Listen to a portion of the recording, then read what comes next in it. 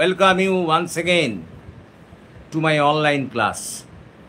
দেখো আজ আমরা একটা খুবই গুরুত্বপূর্ণ ক্লাস নিয়ে হাজির হয়েছি এবং এই ক্লাসটি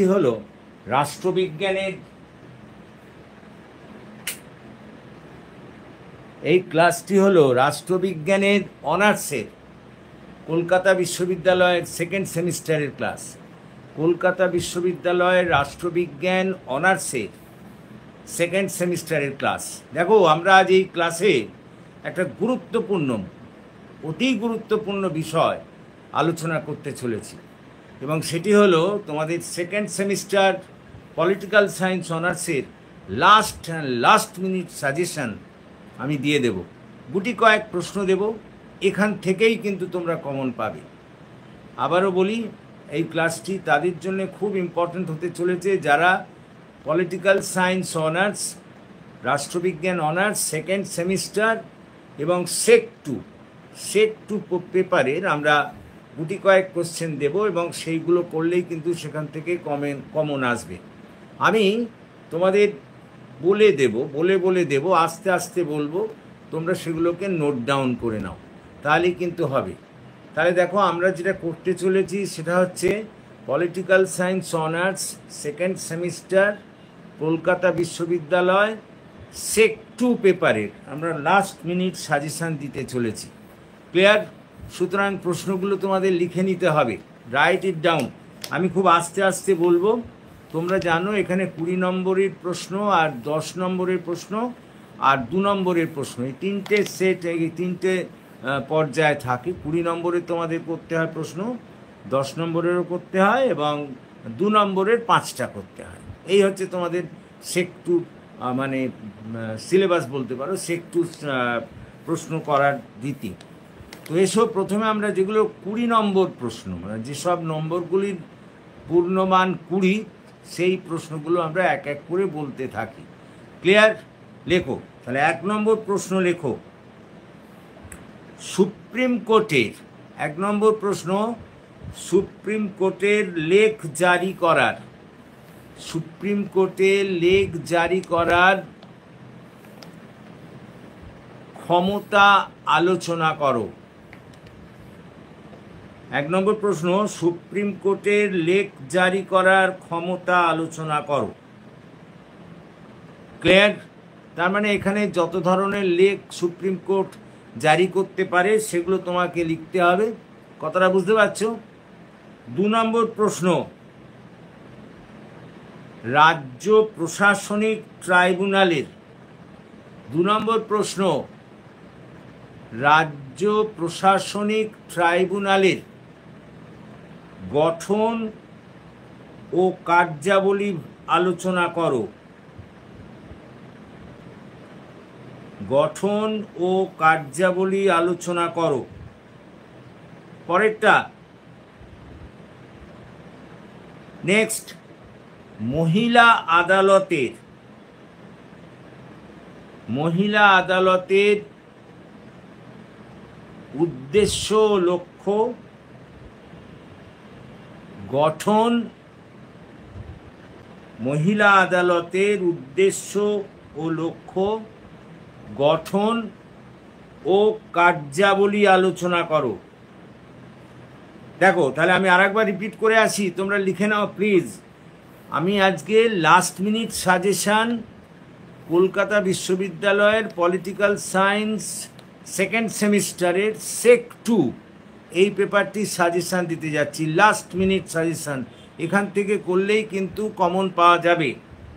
তা 1 নম্বর যেটা আমি বললাম, সুপ্রিম কোর্টের লেখ জারি করার ক্ষমতা আলোচনা করো। সুপ্রিম কোর্টের লেখ জারি করার ক্ষমতা আলোচনা করো। এখন এ প্রসঙ্গে বলে নিই, এখানে সুপ্রিম কোর্ট যতগুলি লেখ জারি করতে পারেন সেগুলির কথা তোমাদের এখানে লিখতে হবে কিন্তু। 2 নম্বর, রাজ্য প্রশাসনিক ট্রাইব্যুনালের গঠন, কার্যাবলী ও পদমর্যাদা আলোচনা করো। গঠন, কার্যাবলী ও পদমর্যাদা আলোচনা করো। আবার বলি, রাজ্য প্রশাসনিক ট্রাইব্যুনালের গঠন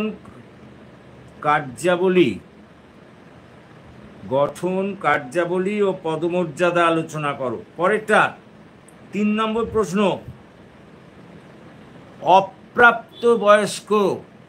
অপ্রাপ্ত বয়স্কদের আদালত বলতে কি বোঝো? এই আদালতের, আমি আবার বলি, অপ্রাপ্ত বয়স্ক আদালত বলতে কি, বয়স্কদের আদালত বলতে কি বোঝো? এই আদালতের গঠন ও কার্যাবলী আলোচনা করো। পরেরটা নেক্সট প্রশ্ন, হাইকোর্টের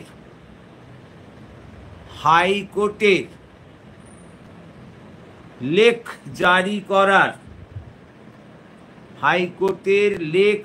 করার ক্ষমতা আলোচনা করো।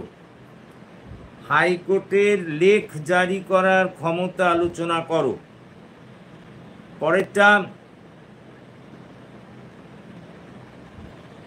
জনস্বার্থ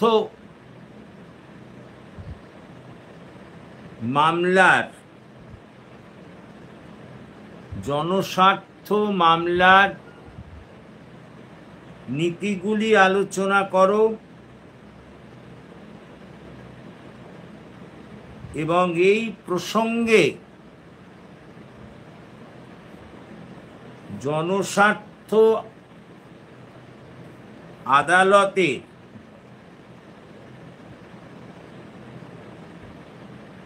আমি আবার বলি, জনস্বার্থ মামলার নীতিগুলি আলোচনা করো। এই প্রসঙ্গে জনস্বার্থ রক্ষার জন্য জন আদালতের গঠন ও কার্যাবলী আলোচনা করো। পরেরটা সুপ্রিম কোর্টের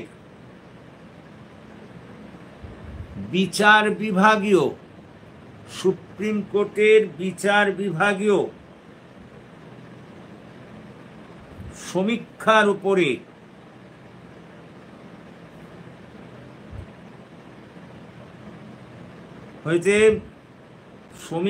উপরে একটি প্রবন্ধ রচনা করো।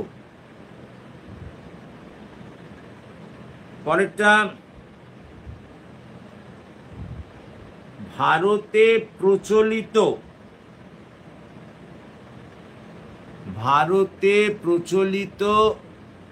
আইনি ব্যবস্থার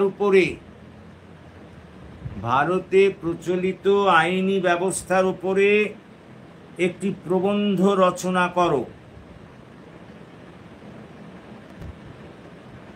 পরেরটা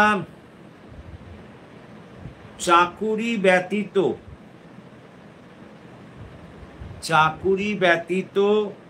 অন্য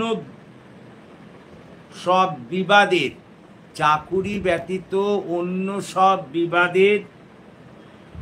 মীমাংসার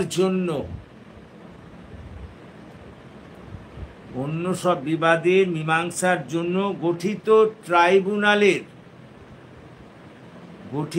ট্রাইব্যুনালের গঠন ও কার্যাবলী আলোচনা করো। ক্লিয়ার? আমি আরেকবার এই প্রশ্নগুলো একটু রিপিট করে নিই, মিলিয়ে নাও। প্রথমে বলেছি সুপ্রিম কোর্টের লেখ জারি করার ক্ষমতা আলোচনা করো।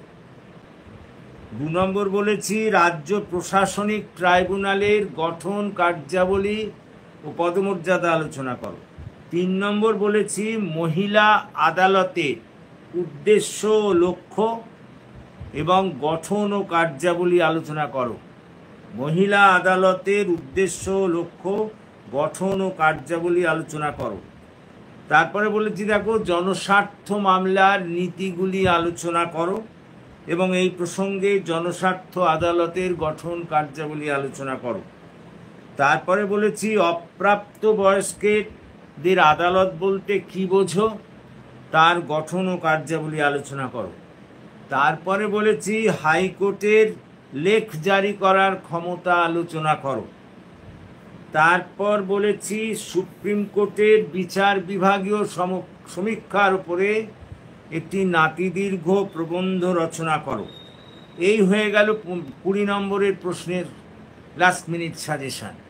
এরপরে এসো 10 নম্বরই।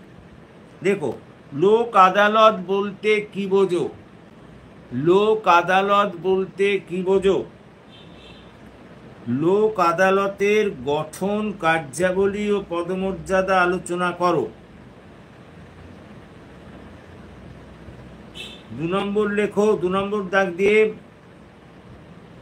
ফৌজদারি বিচার ব্যবস্থায় পুলিশের ভূমিকা আলোচনা করো।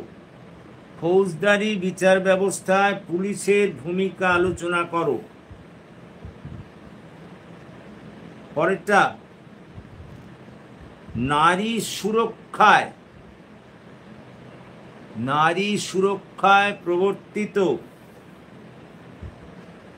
আইনি ব্যবস্থার কথা উল্লেখ করো। নারী সুরক্ষায় প্রবর্তিত আইনি ব্যবস্থার কথা উল্লেখ করো। পরেরটা, জনপ্রতিনিধিত্ব আইন 1950 এবং জনপ্রতিনিধিত্ব আইন 1951। আবার বলি, জনপ্রতিনিধিত্ব আইন 1950 এবং জনপ্রতিনিধিত্ব আইন 1951, এ দুটির বিষয়ে সবিস্তারে আলোচনা করো। পরেরটা, দলত্যাগ বিরোধী আইন বলতে কি বোঝো? দলত্যাগ বিরোধী আইন বলতে কি বোঝো? এই দলত্যাগ বিরোধী আইনের বৈশিষ্ট্য এবং গুরুত্ব আলোচনা করো। এই দলত্যাগ বিরোধী আইনের বৈশিষ্ট্য, গুরুত্ব আলোচনা করো। পরেরটা, বিভিন্ন ধরনের বিবাদ প্রশমনে বিকল্প ব্যবস্থাগুলি উল্লেখ করো। বিভিন্ন ধরনের বিবাদ প্রশমনে বিকল্প ব্যবস্থাগুলি উল্লেখ করো। নেক্সট কোশ্চেন, গ্রামীণ ন্যায়ালয় বলতে কি বোঝো বা গ্রাম্য ন্যায়ালয় বলতে কি বোঝো? গ্রাম্য ন্যায়ালয়ের গঠন ও কার্যাবলী আলোচনা করো। গ্রাম্য ন্যায়ালয়ের গঠন ও কার্যাবলী আলোচনা করো। পরের প্রশ্ন, জাতীয় আইনি পরিষেবার উপরে একটি টিকা লেখো। জাতীয় আইনি পরিষেবার উপরে একটি টিকা লেখো। নেক্সট কোশ্চেন, মহিলা আদালতের উপরে একটি টিকা লেখো। মহিলা আদালতের উপরে একটি টিকা লেখো। তাহলে দেখো, আমি 10 নম্বরের প্রশ্নগুলো আরেকবার তোমাদের সামনে রিপিট করি। প্রথমে বললাম লোক আদালত বলতে কি বোঝো? লোক আদালতের গঠন ও কার্যাবলী আলোচনা করো। 2 নম্বর বললাম ফৌজদারি বিচার ব্যবস্থায় পুলিশের ভূমিকা আলোচনা করো। 3 নম্বর বললাম নারী সুরক্ষায় প্রবর্তিত আইনি ব্যবস্থাগুলি উল্লেখ করো। 4 নম্বর বললাম জনপ্রতিনিধিত্ব আইন 1950 এবং জনপ্রতিনিধিত্ব আইন 1951 বিভিন্ন দিকগুলি সবিস্তারে আলোচনা করো এবং তার গুরুত্ব আলোচনা করো। দলত্যাগ বিরোধী আইন বলতে কি বোঝো? এই দলত্যাগ বিরোধী আইনের বৈশিষ্ট্য এবং গুরুত্ব আলোচনা করো। তারপরে বললাম বিভিন্ন বিবাদ প্রশমনে বিকল্প ব্যবস্থাগুলি উল্লেখ করো। তারপরে বললাম জাতীয় আইন পরিষেবার উপরে একটি টিকা লেখো। তারপরে বললাম গ্রাম্য ন্যায়ালয় বলতে কি বোঝো? গ্রাম্য ন্যায়ালয়ের গঠন ও কার্যাবলী আলোচনা করো। লাস্ট বললাম মহিলা আদালতের উপরে একটি টিকা লেখো। এই মোট প্রশ্ন হয়ে গেল। আর দেখো 2 নম্বরই প্রশ্ন বাকি রইল। আমি আর দু এক দিনের মধ্যেই 2 নম্বরই প্রশ্নেরও একটা লাস্ট মিনিট সাজেশান দিয়ে দেব। আমার বিশ্বাস যে এইগুলি যদি করে যাও তাহলেই কিন্তু তোমরা কমন পেয়ে যাবে। ক্লিয়ার? সুতরাং আশা করি তোমরা বুঝতে পেরেছো, এবং যদি বুঝতে পারো তাহলে প্লিজ এই ক্লাসের কথা বন্ধুবান্ধবদের মধ্যে শেয়ার করো, এবং তোমরা যারা এখনও আমার এই চ্যানেলটিকে সাবস্ক্রাইব করোনি, প্লিজ সাবস্ক্রাইব মাই চ্যানেল। আমাকে এগিয়ে আসতে সাহায্য করো যাতে আমি তোমাদের আরও বেশি করে কাজে লাগতে পারি। So that's all for this day. Thank you for watching and listening. So please comment, share and subscribe to my channel. So have a good day.